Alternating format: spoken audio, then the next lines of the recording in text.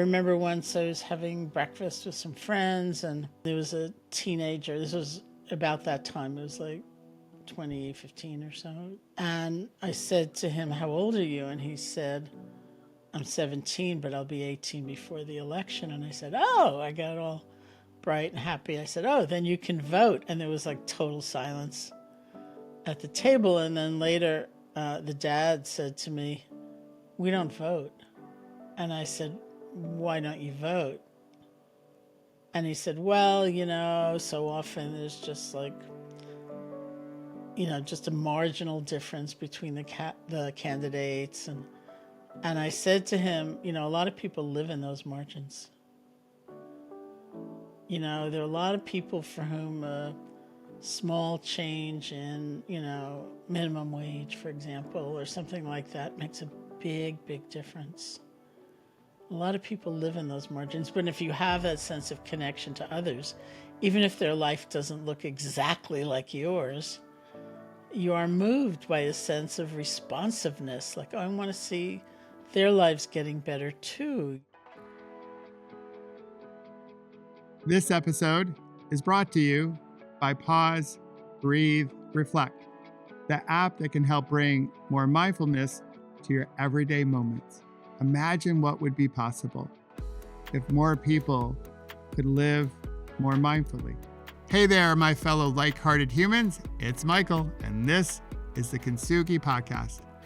I'm not sure if you've heard, but there is an election coming up. In fact, in 64 countries representing 49% of the world's population. Crazy, right? The pundits say this is the most important election ever. And I don't know if that's the case or not. But I do know this. Elections, especially the ones over the last few years, have a way of pulling us apart instead of helping us find a way to come together in our Kintsugi spirit. So how do we make it through this election season without losing ourselves or losing each other? How do we avoid doom scrolling, binging on cable news, pointing the finger at the other, grabbing a few more glasses of wine, or just turning everything off because we have the privilege to do so? How do we do that? Well, this week's guest is one of the perfect teachers for us. In fact, she's one of my teachers. Loving kindness, or metta, as a meditative practice, is one of the cornerstones here at Pause, Breathe, Reflect. It was essential to my recovery from my near-death cycling crash.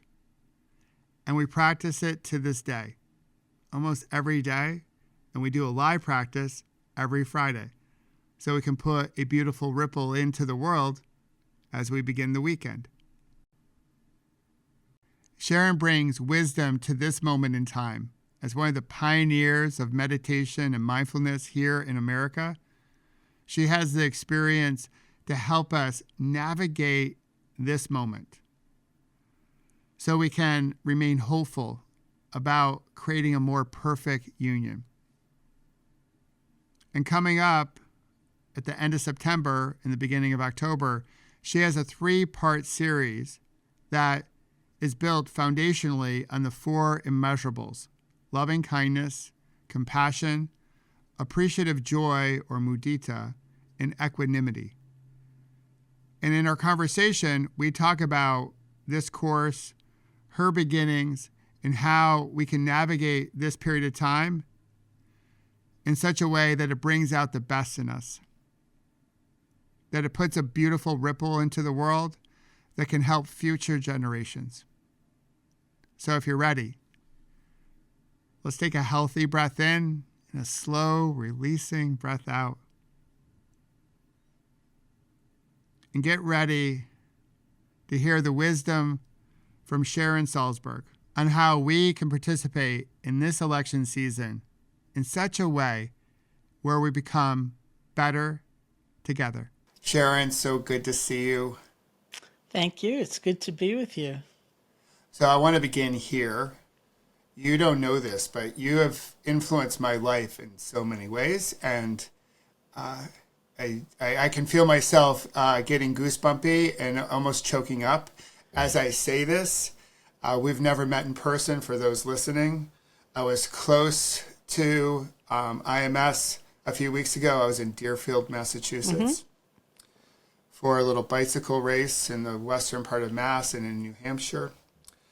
And through my recovery from my big moment, loving kindness and your teachings were immeasurable, which we'll get into, for me and my recovery. So from the deepest part of my heart, I want to start here. I just want to thank you for doing the work you're doing and helping us see that there is a different path we can take besides violence, hate, and war.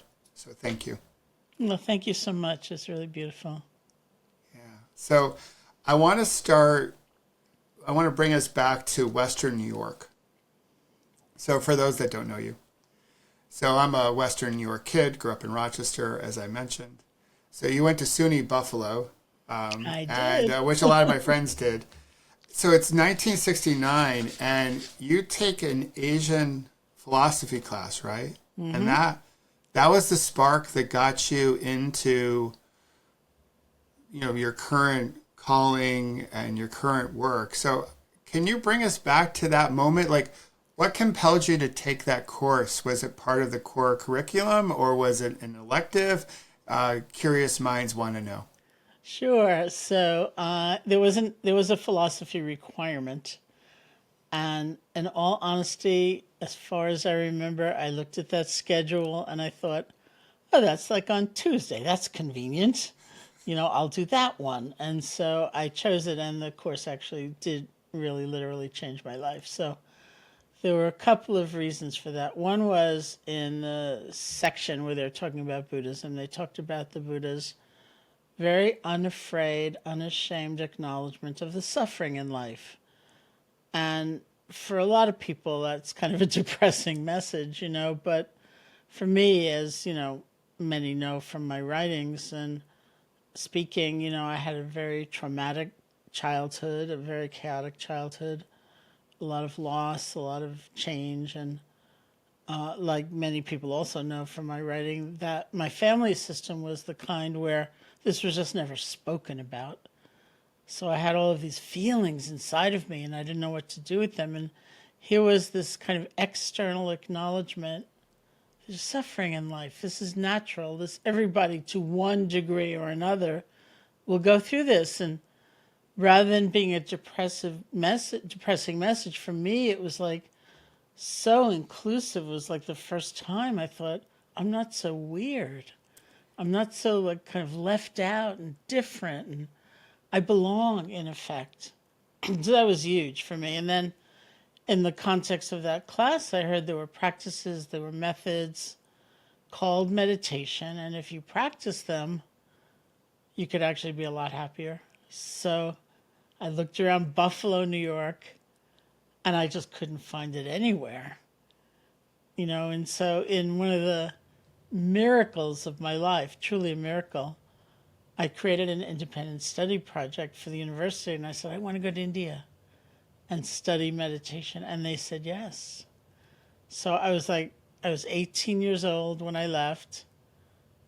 I was really a frightened person, a very timid person. I'd never even been to California before, and then I thought, I'm going to go to India. And I thought, oh my God, looking back, I think that was crazy, like, what was I thinking? But something caught on fire, and it was such an interesting moment because instead of thinking maybe it'll work for other people, I'm left out, I'm on the margins, I don't count, I thought, I'm going to go right into the center of possibility and see what can happen for me. And off I went. Wow. So brave and so courageous to not be a traveler growing up. And I can so appreciate that. Like, I didn't travel at all growing up. Like, I went to Canada, but back then you could go to Canada basically in the back seat of your parents' car and get across with a driver's license. There was no passport required. So I didn't do much traveling until I actually got married. So when I got married, my wife had to add pages to her passport, and I had to get one. She was a traveler, and I wasn't. So through that experience. So when you were there, so you didn't meet, say, Jack Cornfield I didn't meet and Jack there. I met Joseph there. Joseph there. Okay. So was he also going to Buffalo, or was No, he no, no. part of another independent study? Well, there were a few people who, on their own, had gone to India. I met Jack a little later. Well, Joseph and I met in India. Jack was having a parallel life in Thailand. There were a number of people who, interestingly enough, like Joseph and Jack, who'd been in the Peace Corps and were somehow assigned to Asia in different places and stayed on, to study. There were a number of people like at my very first retreat it was January 1971. I met Joseph. I met Ram Dass, who was there as a student of spiritual things. I met many people who are still my very close friends and were kind of notable in the evolution of people's interests. Like Dan Goleman, for example, many, many years later, the author of Emotional Intelligence, was the person who told me about that retreat. I met him in 1970, the end of 1970 in New Delhi. And of course, remember, this is before computers, this is before cell phones. Everything was word of mouth.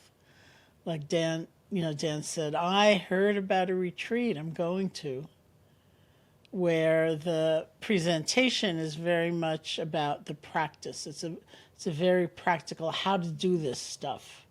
It doesn't involve really adopting a belief system. And I thought, oh, that's what I want.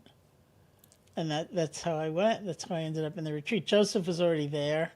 He'd been there for a few years following his time in the Peace Corps in Thailand. He'd gone to India to find a teacher, and we all just met up. It was like this amazing community that just developed quite spontaneously. Isn't it wild how sometimes, call it the universe or higher power, what have you, has a way of bringing just the right people that you need to be in contact with together at the right moment? It's really, your story and their story is really insane when you think about it. So do you look at that time period, this is late 60s, of course. Yeah, late in 60s, early 70s. Early 70s. So you have a period of time in the late 60s in the States. And so we want to get into the program you're doing around the election. But that period of time for the United States, there was a high level of intensity and turmoil and protests and riots and unrest and all the other words that we can use. In a lot of ways, it parallels, not perfectly, but in some ways, what we're going through now. And for those that may have been born a little bit, later than like the late 60s, I was hoping you could share a little bit more about how you saw that time. Here you are as a idealistic college student, perhaps searching, and now you have more wisdom. How do you see both time periods? Is history repeating itself? Is it different from your perspective? How do you see it? I think there are a lot of similarities, which is a topic that intrigues me quite a lot. I keep hoping someone's going to write a book about that period and that wave of people who went off to Asia. I don't think it's my book necessarily to write, but a journalist, or historian or somebody. So the Vietnam War was going on. In fact, there were people also in those retreats in India and Thailand who were soldiers, had been soldiers and stayed on. There was a draft. There were a lot of protests. I went back to Buffalo a few years ago, I guess now 4 years ago before the pandemic. And because now they have, I couldn't find anything. Now they have a big mindfulness program. So I was invited back as a speaker. It was like kind of outrageous. But my friend who still lives there, who'd gone to law school there on the campus, he drove me around. We did a little tour. And I said, I remember protesting there and being tear gassed. And he'd say, I remember protesting there and being tear gassed, And I think it was a tumultuous time. It was also, for a lot of people, the introduction of Eastern practices, the music and a little bit meditation, although maybe not, so many practical instruction in those days, but somewhat, it was just like in the air. So it's a really fascinating time. I think we thought we were going to change the world, and I think we did change the world.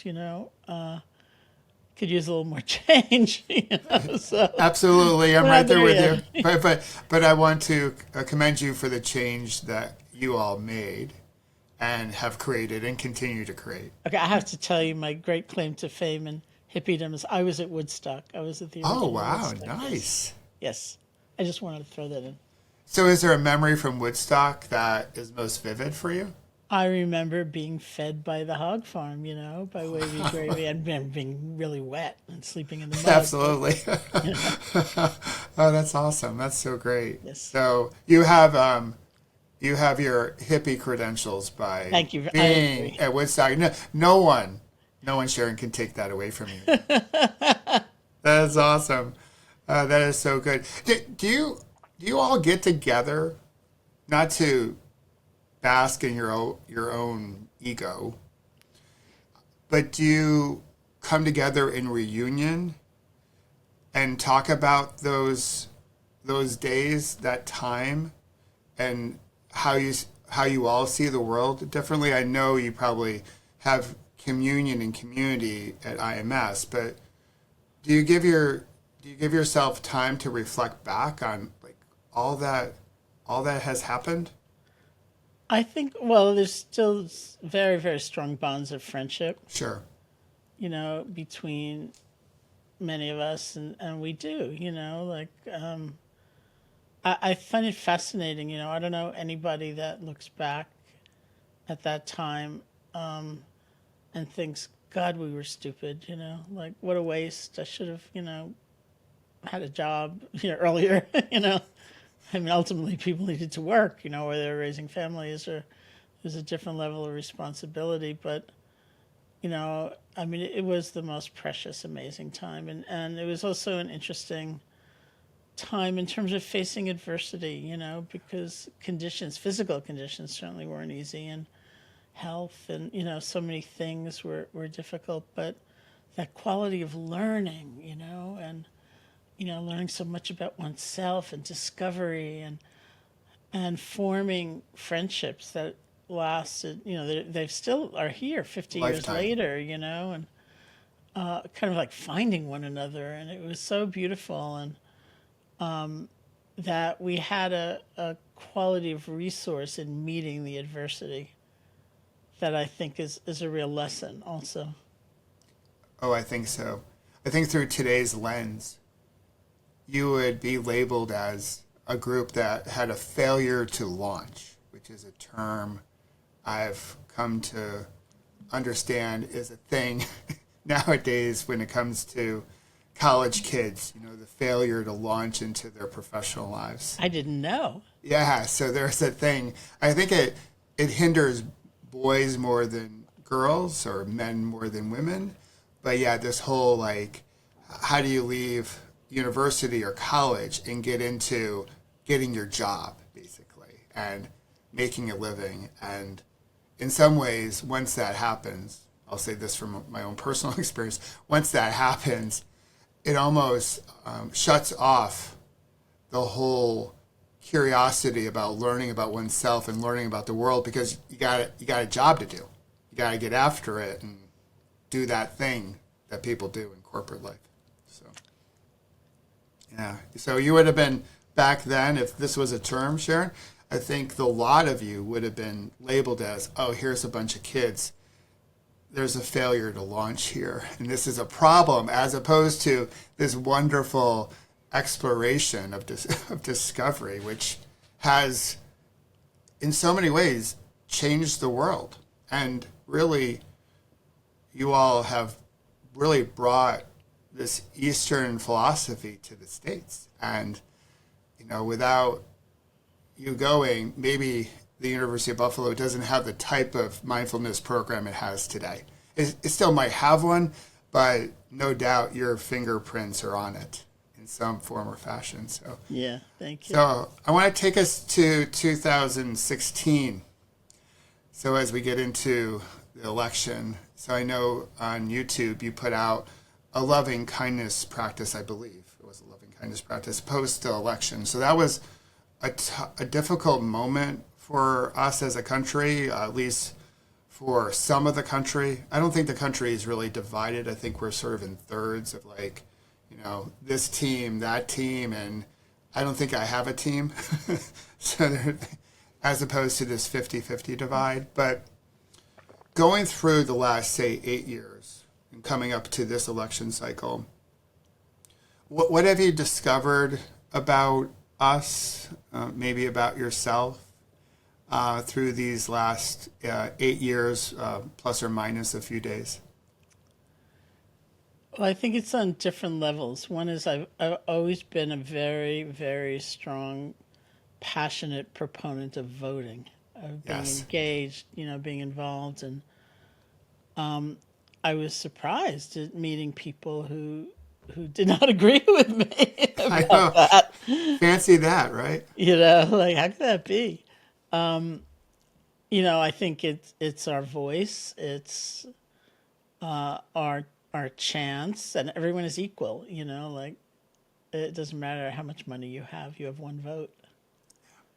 And I think it's outrageous, efforts to curtail people ability or right to vote, and so I've tried to engage in that way and try to encourage people to vote, to be a part of what's happening. And I was very surprised in the beginning at the resistance that I met, because I'm not telling people who to vote for Sure. example. Absolutely.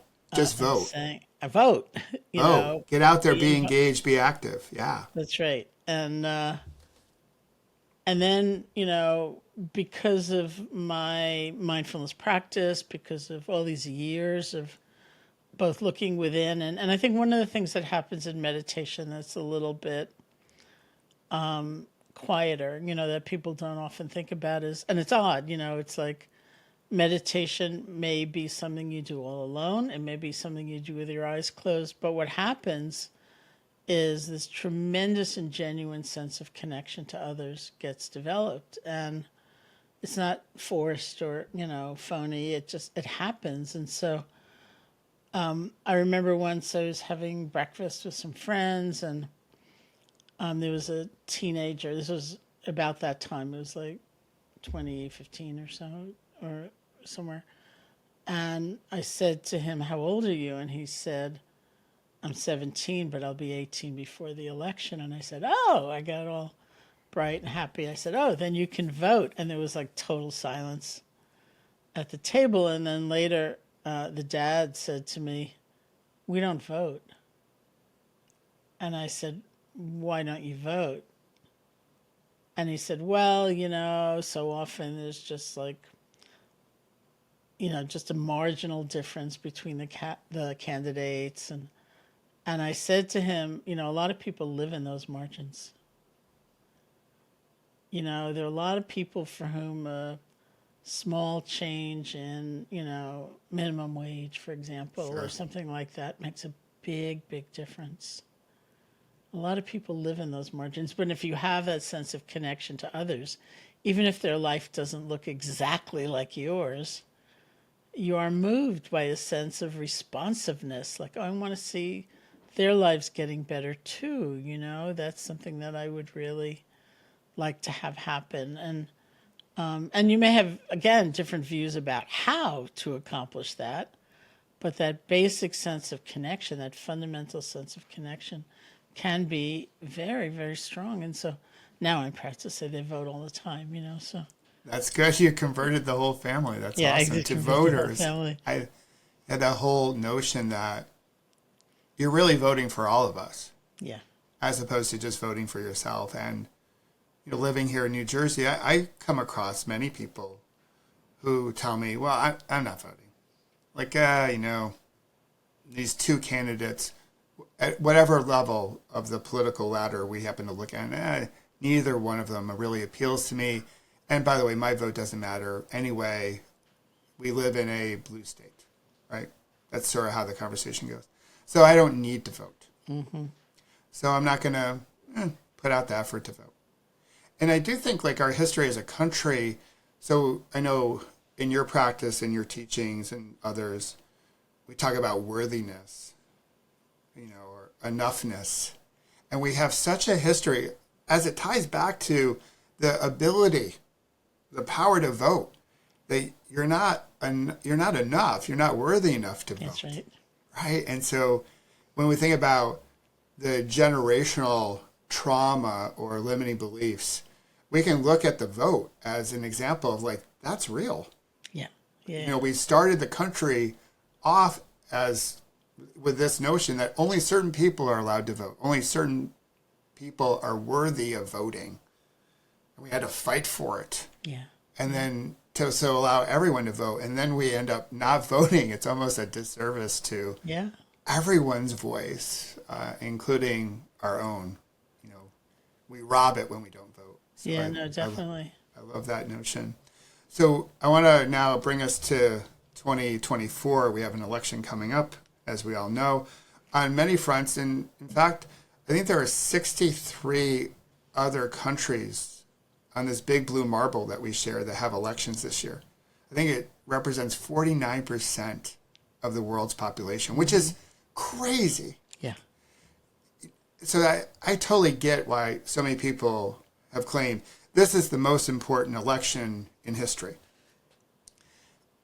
And I don't know if that's the case or not, and I'm not a historian to weigh on that. I know it's important. Every election's important. Mm-hmm. It's a chance to exercise our voice. And you have a series coming up, and I want to talk through the series a bit because it's all sort of couched or foundationally in the Four Immeasurables. So to ground us in those, can you share a little bit about each one? So if folks are not familiar with them, we can at least have that at least familiar ground, and then I would love to get into which how the series sort of unfolds and how we can use it to help us navigate this period of time that we all face really across the planet, not just here in the United States. Mm-hmm. So that, I learned that the Four Immeasurables as a teaching, as a perspective I learned within the context of the Buddhist teaching. But I think you can really see it as kind of universal principles, found in many places. So the first of them is loving kindness, which is a little bit of an odd term. I've had translators and scholars say to me, just say love, you mean love, but that's a complicated notion too. Like, what do we mean when we say I love? Yeah. But sometimes people are like, oh, I don't know, I don't want to go there, right? So we add kindness in as a way to go through the back door sometimes. Yeah. So it really means it's not even necessarily an emotional state at all. It doesn't mean you like somebody, but it's a profound knowledge that our lives are connected. That we actually live in a universe of interconnection, like it or not. It's like sometimes I go into an organization or a company to teach, and my favorite question is, how many other people need to be doing their job well for you to do your job well? And sometimes that it doesn't resonate with people. So I say, okay, do you commute to work? Do you ever think about that auto mechanic or the, train engineer? And if you don't commute, you ever think about that tech company, or and sometimes that doesn't work either. And I say, did you eat today? And if you don't grow all your own food, we are living in an interdependent universe. And so loving kindness is really it's like a bone deep acknowledgement that is the nature of things, that's what's true. Compassion is like a companion. It's the second of the Four Immeasurables. It's like a companion quality. It's almost like that same sense of connection, but based on realizing how, while we all suffer in different degrees or in different amounts, we're all vulnerable to change and insecurity and to loss. And so it's a sense of connection to others based on that vulnerability. So it's a caring. It's like our hearts are moved in the face of suffering. instead of feeling this has nothing to do with me, you know. The third quality is called sympathetic joy, and that is literally or classically, it's taking joy or having happiness in the happiness of others, instead of feeling so jealous or envious, like you got it and I deserved it, and you know. We actually can feel happy for others' happiness, and that is based on many things, including spending a little time being grateful for what we have, you know, because if we feel we have nothing and we look at someone else's success, of course we're going to feel bad about it. But just spending a few moments saying, yeah, you know, it's not actually nothing, you know. We have a lot. We have a lot, and we can practice gratitude and still be thirsty for something additional in our lives. That's right, but we don't feel that kind of resentment. Yeah, others, and the comparison that's just really the thief of joy, as they say. Yeah, exactly. And then the fourth quality after loving kindness and compassion and sympathetic joy is equanimity, which is an odd term. I always used to, well, you know, for so many of us, it sounds like indifference or coldness or not caring, which it really does not mean. My first teacher in that first retreat in January of 1971 was S.N. Goenka. And he used to go around all the time saying, be equanimous, be equanimous, be equanimous. And we used to whisper to one another, is that a word? Like, what does that mean? I don't know what that means, you know?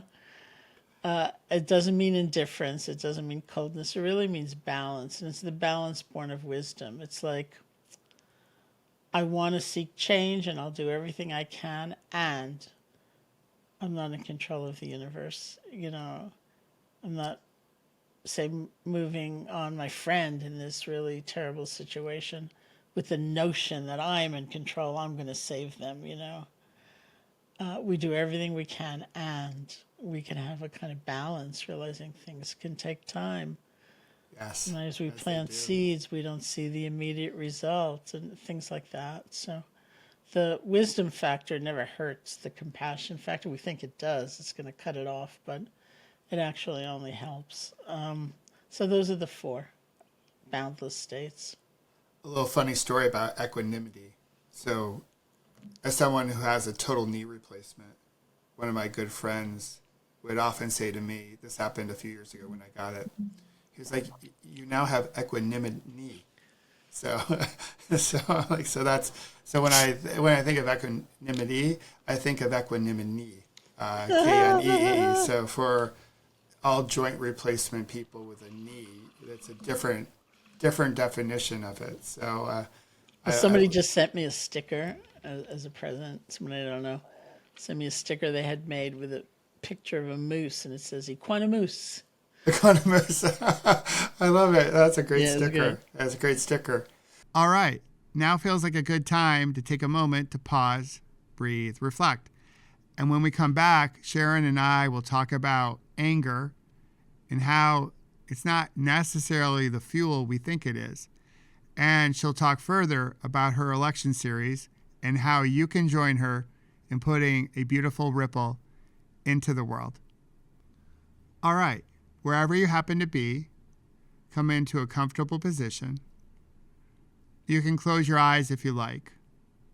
Of course, if you're driving, please leave them open.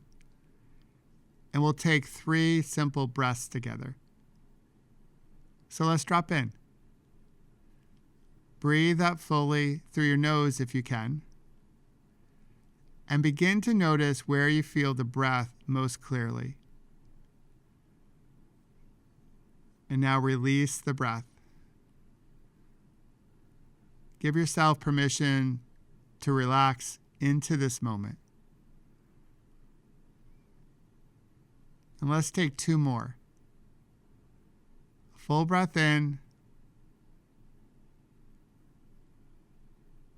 And a nice releasing breath out. Now 1 more.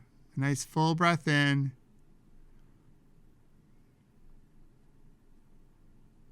And a releasing breath out.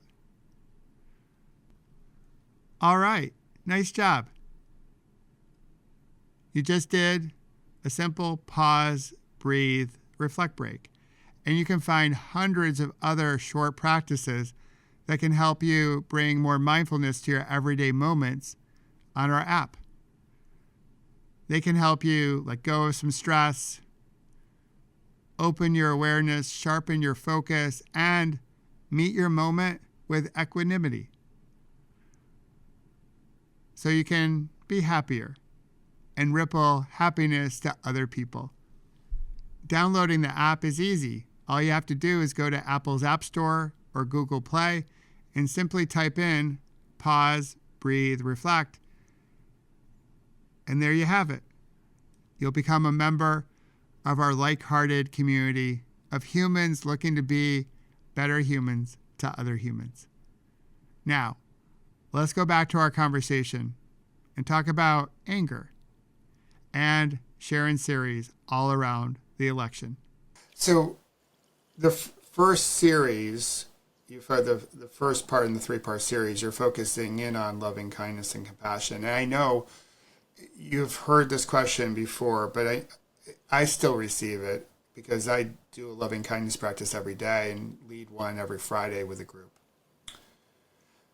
So when you see so much injustice in the world, and we've seen it happen, since '69 when you were a college student, it brings up anger, and anger is energy, it's fuel, but it's not necessarily a clean burning fuel or a long lasting fuel.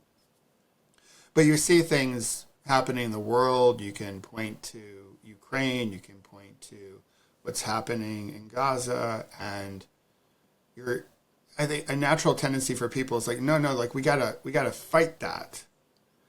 We can't do this loving kindness thing. It seems too soft and too slow. We need war.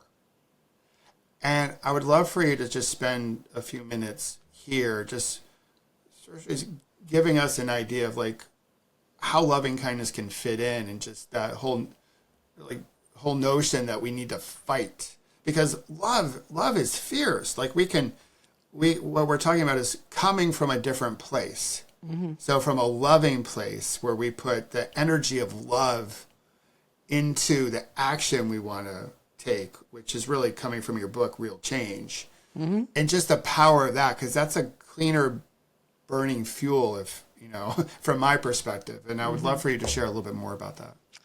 Sure. I think that is the common controversy. You could say that we hear a word like love or loving kindness, and we think of it as sentimentality or something gooey, or certainly something submissive, and kind of pretty and not very strong. But I think the actual experience of loving kindness is very, very powerful, and we see it, in so many movements, really. And in terms of the Buddhist framework, like you could look at a model of action. There's different elements to an action. There's the motivation or the intention behind the action. There's the skillfulness of the action, which is very contextual. Like, I may let's start with motivation. I might decide to give you something, and all somebody sees is my hand moving down and picking up an object and moving it forward. But what's the heart space that's determining my hand going down? Am I offering it to you because I like you and I want you to have it? Am I offering it to you because I see you have this other thing and I think, well, hey, maybe I'll give you this and you'll give me that in exchange, Or am I offering it to you because I don't like you and I think it'll really drive you crazy, whatever it is, but it's the same smile, it's the same gesture, it's that intentionality that's going to be really making it distinguished, or different. And then there's the skillfulness of the action, we look at context, we sort of pay attention to mindfulness. We have discernment. Do I give you this object by hurling it across the room? Do I think, well, there are 15 people in this room, I've only got one cup, maybe I'll give it privately, or I'll say it in this way, and those are different. And this is the place where, you talked about kind of fierce love. We might have a genuine motivation of love or compassion, and our discernment, our best guess of what's most appropriate in a particular situation is a strong boundary. It's being fierce. It's saying no. It's calling for change really intensely, whatever it is. And they coexist, the strength of the action doesn't mean we're coming from a place of hatred, but we have to look, where are we coming from? What's motivating us? Because I think it's exactly like you said. We can act, and we do act out of outrage, but it tends, first of all, it tends to be self-destructive. The anger itself eats us up. Yes. In the end, and so that effort collapses because we can't sustain it. And I'm not talking about feeling anger, which is a natural thing, but being overwhelmed by it, being more consumed by it. We lose perspective. There's so much information. Like, if you think about the last time you were really, really, really angry at yourself, something you said, something you did, something you held back from saying or doing, it's not a time where you also think, you know what? I did 5 great things same morning. It's like, No, those are gone, it consumes us, Sharon. It consumes us. And it destroys us from the inside out. That conversation that we have with ourselves is so toxic in those moments, and change never happens because of it. Yeah, exactly. And so, and again, it's so important to understand, and this is a distinction we try to make all the time. We feel what we feel. We're not talking about putting down our feelings or being ashamed of them or trying to repress them. But is this what we really want to be enveloped by as the motivating force behind our actions? And just take a look.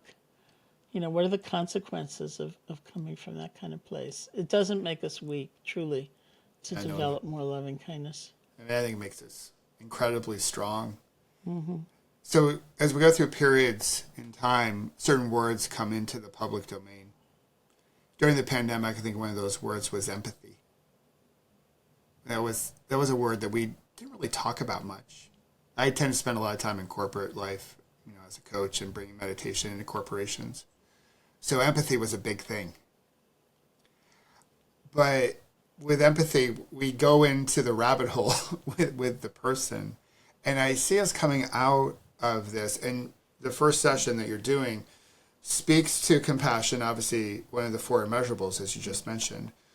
And I would love for you to share more about the need for self-compassion as a way to make sure, like, as cliche as it sounds, like our cup is at least half full, so we can stay in it.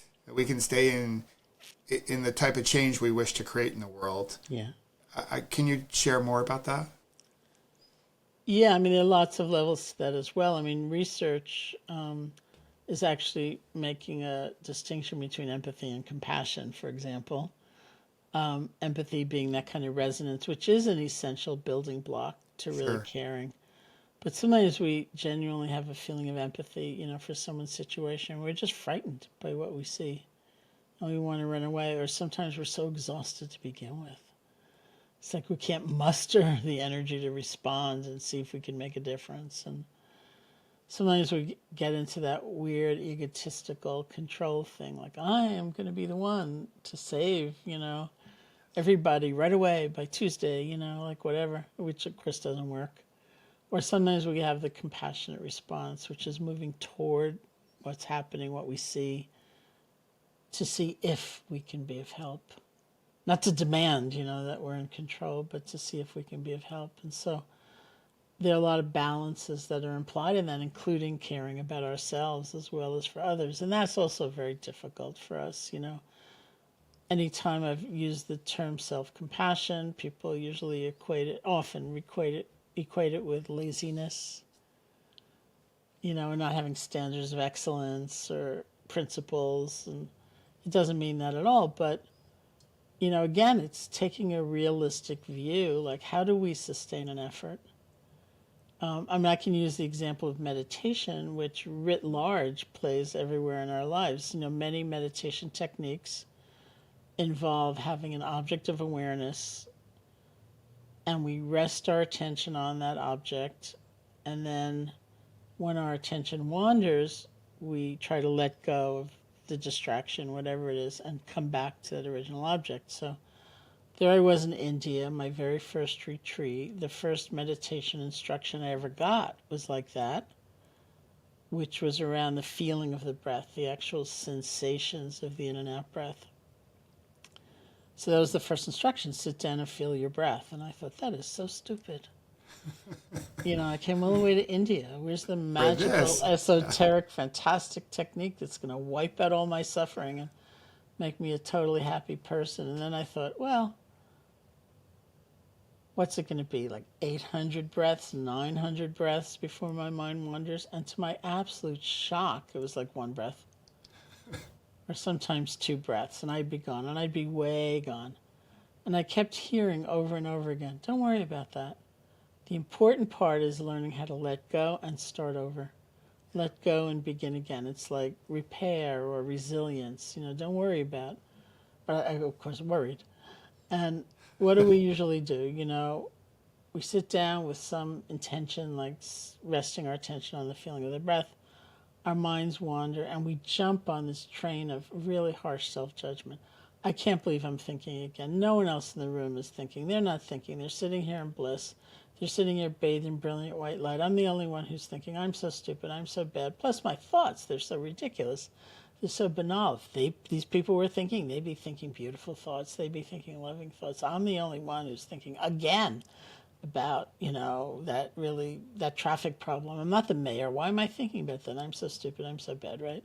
So when we get lost in that, not only is it adding sometimes considerable amount of time to the distraction, we end up exhausted. We end up demoralized. It's so hard to have resilience. It's so hard to begin again. And the antidote to that is a quality of self-compassion. It doesn't mean you pretend nothing happened. You got distracted. But you know what? That's part of human nature. It's not just you. Give yourself a break. Start over. Start over with renewed determination. That works. The other doesn't work. The other doesn't work. Absolutely. So that's just a tiny little example from meditation, but we do that every day in our lives.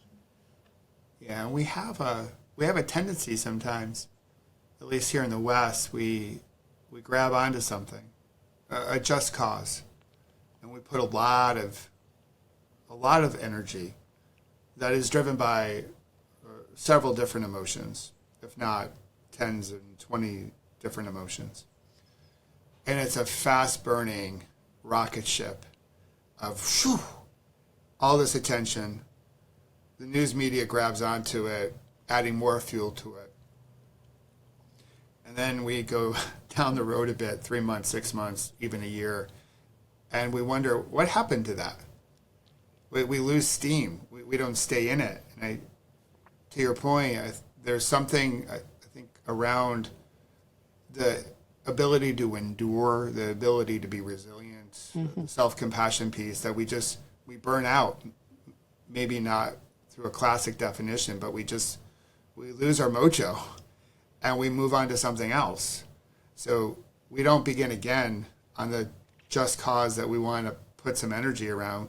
We go down this other pathway and we keep on going through this like roundabout with all these little branches, but we don't end up getting exactly where we want to get to. So yeah, I love what you just... Yeah, sometimes it's not a different definition of burnout. It's burnout. It's burnout. Yeah. So the second session, you get into equanimity, minus the total knee replacement version 1. So, and I would love for you to share more about what people can expect from that session, because in Real Change, I know you just mentioned equanimity as balance. Some might use harmony. But I really love the image you shared with it being a gyroscope. Because I had one when I was growing up. I just loved it. Just that whole thing in motion. Yeah. And to me, that's what it represents. Like all this all this stuff is coming to us. It's almost like Rumi's poem, The Guest House. Like, stand at the door, laughing, welcome it all in, and you're there just spinning away. And I would love for you to share more about how you think equanimity and wisdom will play into, like, how do we navigate this period of time that we're all sharing? Well, I think, we can also look at the things that detract from balance. Sure. Projection into the future. Yeah. Tremendous Polls. anxiety. Polls. Polls. All those polls. Don't look at those polls. All those polls. 97% of them are not correct, right? Well, I was once interviewed by somebody about doom scrolling, and I said, Sure. What is that? I didn't know what it meant. And he had to explain it to me, and I said, oh, yeah, I do that. It's not a good habit. Balance means wisdom in this context. You want to bring forth wisdom, and wisdom has a lot of manifestations. One is realizing you are not in control of the universe, in fact. I was once with a group of people, and I said, if only I were in control of the universe, I think it would be a lot better world. And someone in the room challenged me. They said, are you sure? And I thought about it, and I said, I am really sure. It would be a lot better. But guess what? It's not going to be that way. And it doesn't invite apathy. It invites some long vision, like things take time sometimes. And sometimes you work, and it is planting a seed. You don't see immediate results, and you got to keep going. And it also implies a kind of balance where we can hold like a bigger picture of things, and one of my favorite examples of equanimity was I was teaching in Parkland, Florida, pretty soon after the school shooting. Not immediately after, but, within a year, to that community of people who had been affected by this shooting at Marjorie Stoneman Douglas High School. And this young woman raised her hand at one point, and she said she was not a student there. She'd been a student there at the same high school, but had already graduated. Her mother was a teacher there. And the whole community was very strongly affected, and she'd worked a lot with the students since, the shooting.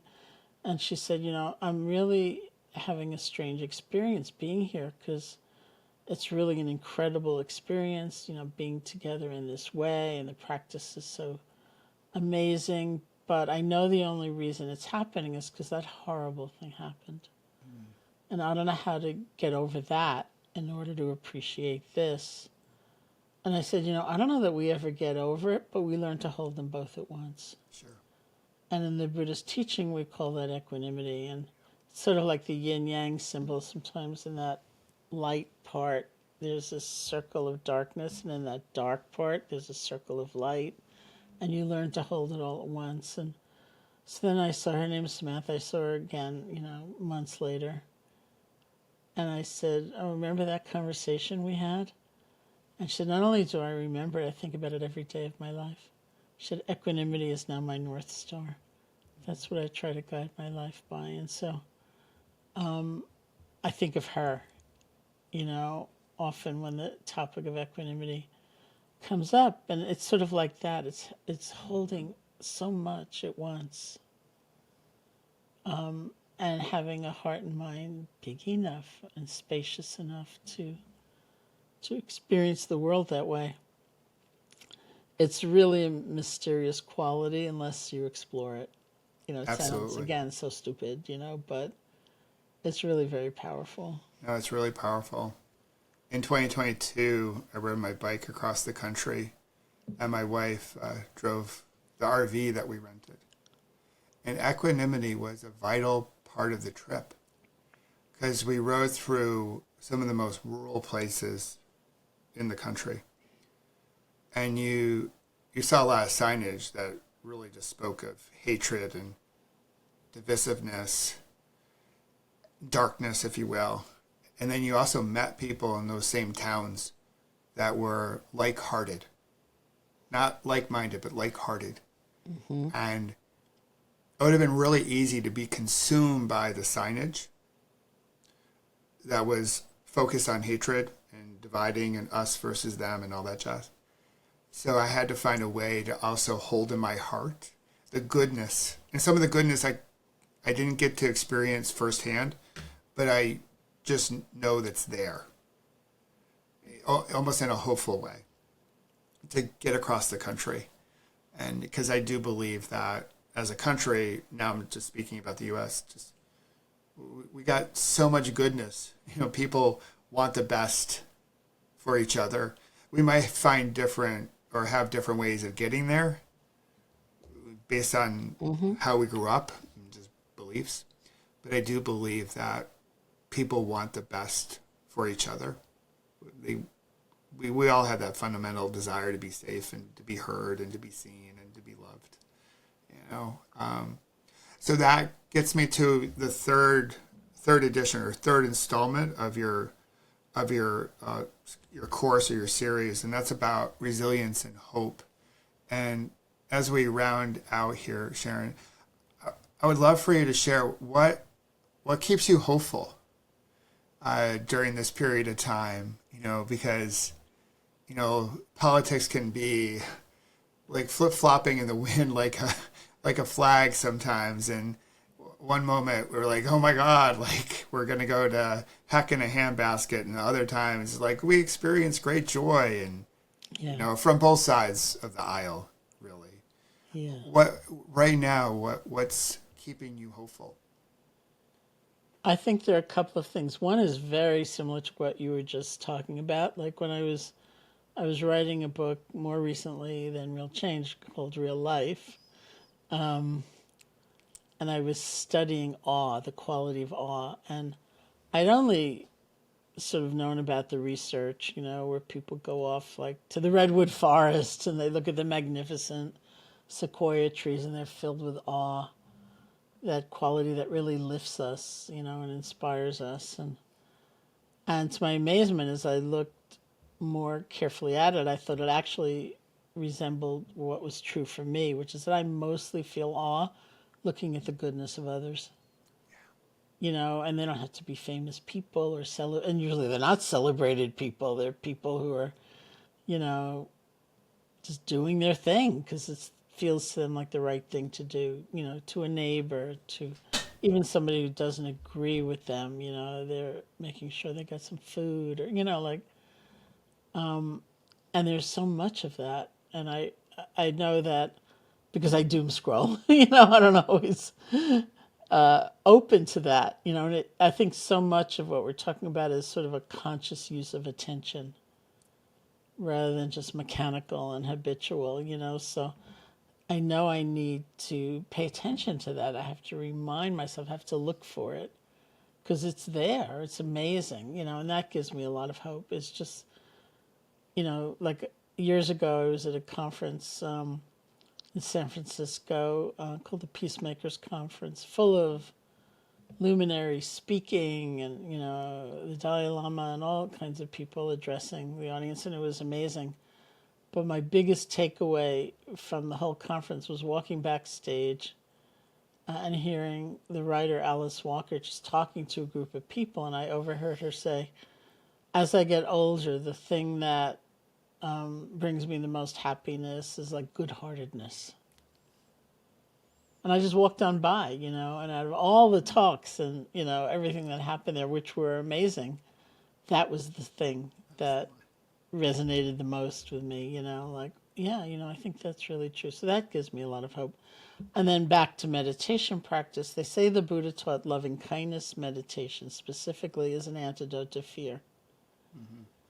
And that, my experience of that gives me a lot of hope because I see the strength in that. I see hatred, again, quoting the Buddha, later echoed by Martin Luther King Jr. and so many others. The Buddha said, hatred will never cease by hatred.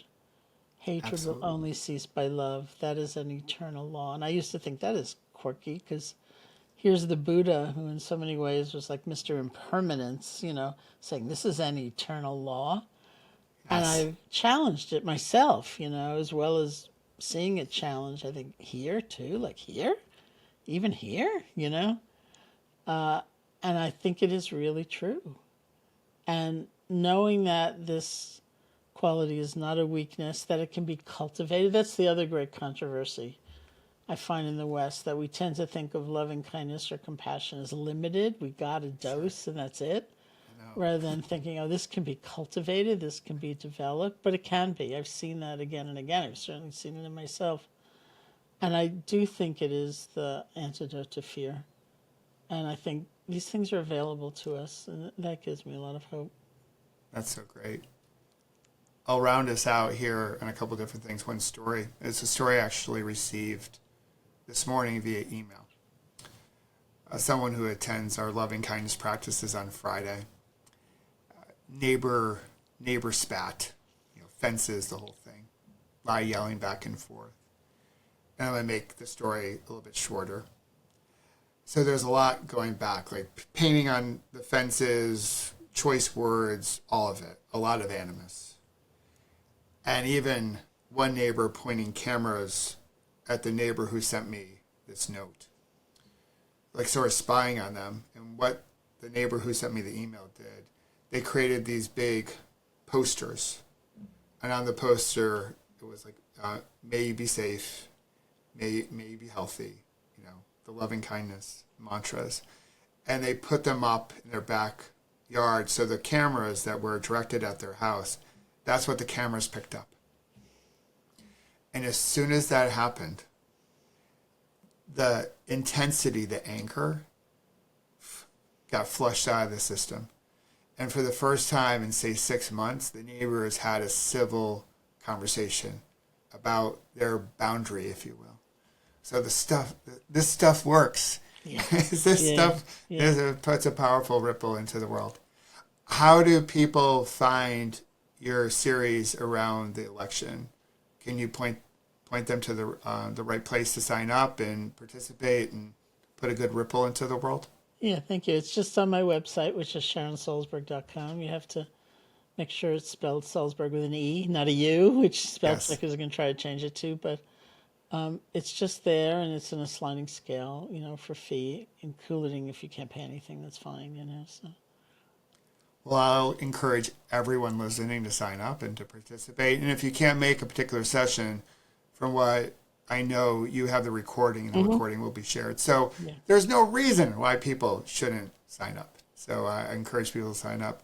And Sharon, as I started, I just want to thank you for the ripple that you put into the world back in 69 and the early 70s, and how that ripple has carried forward and touched so many lives, including this life who is speaking right now. I would not be here in the same way without your work. And again, we never knew each other up until this point, and so I know that I'm not alone. There's certainly a ton of people that you've rippled into, and there's millions of people that you have yet to meet. On behalf of all of them, I want to thank you for all the love and kindness you've put into the world. Well, thank you, and thank you for all your work. We try day by day, breath by breath. So thanks for joining me, Sharon. What a special conversation to sit with one of my teachers. I hope you enjoyed what Sharon shared with you. And I hope you'll join her for her election series. I'll be there, so you know at least someone who's going to it.